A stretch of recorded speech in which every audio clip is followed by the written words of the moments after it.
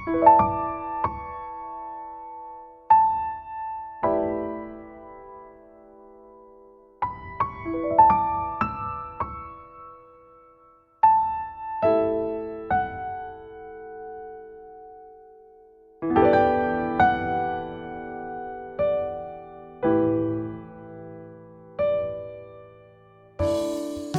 you ever wondered what your mental and emotional health has to do with your physical health, or what impact stress has on your body? Today, we're going to explore the fascinating relationship between our mental states, emotional states, and our physical health, and why caring for your inner world can be one of the most important things you do for your health. I'm Madeleine Lowry, a neural retraining specialist focused on chronic illness. And in this episode, I want to share some wisdom about illness from an unexpected source, author Michael Crichton. You may know him best as the writer of Jurassic Park and other thrillers, but Crichton also wrote nonfiction. And one of my favorite books of his is a book called Travels. In it, he reflects on his life experiences, including his time as a medical student at Harvard in the 1960s. During his rotations in Boston hospitals, he spent several months on the heart attack ward. Most of the patients were men in their 40s and 50s. By then, Crichton already knew he didn't want to practice medicine.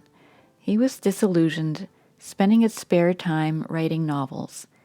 But he was curious, so he started to ask his patients a simple but profound question. Why do you think you had a heart attack when you did? The answers were striking. One man was facing an unwanted job transfer across the country.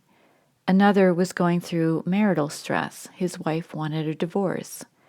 Others described heartbreak around their children, a daughter choosing a partner the family disapproved of, or a son refusing to follow the family's wishes for his career. Crichton began to notice a pattern. These stories weren't just about clogged arteries. They were about disappointment, heartbreak, and stress. Yes, lifestyle and diet certainly contributed to their heart disease. But the question was, why now? Many of these men had likely been developing arterial blockages for 20 or 30 years. What made the heart attack happen at this specific moment in their lives? He wondered whether mental and emotional states could trigger the timing of serious illness.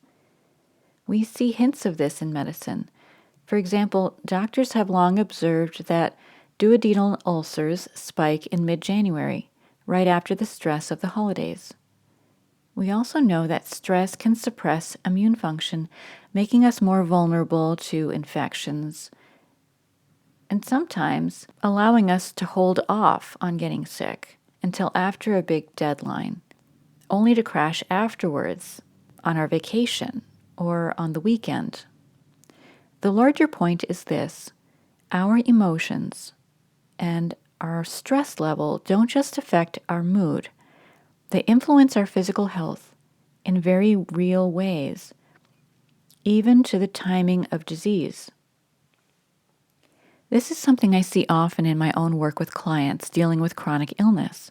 When we look back at the months or the years leading up to their diagnosis, there is often a period of unresolved stress or painful emotional experiences.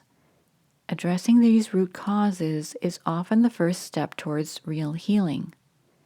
So what does this mean for us? It means that taking care of our mental and emotional health is not optional self-care. It's good preventative medicine. Instead of letting stress build up until it becomes a liability, we can process and release it in real time, protecting both our minds and bodies. And that is why I've started to offer group sessions for managing life stress. These are affordable, accessible opportunities to spend an hour together reducing emotional intensity and creating space for resilience. They are not just about feeling calmer in the moment. They are about promoting your long-term physical health by caring for your mental and emotional well-being on a regular basis. If this resonates with you, I would love for you to join us. I currently offer 2 group sessions a month, and you can find the details on my website, tcneuralretraining.com. Thanks so much for listening, and remember, Taking care of your mental and emotional life is one of the best ways you can take care of your health. I hope to see you in a session soon. If you like what you are hearing, please listen again and remember to follow us and leave a review on iTunes or your favorite podcast app. Check out our free courses about retraining the brain for chronic illness at mapforhealth.us or schedule a free consultation or an introductory session at tcneuralretraining.com. Content of this podcast copyright 2025 by Twin Cities Neural Retraining. Music by Barbara Ben.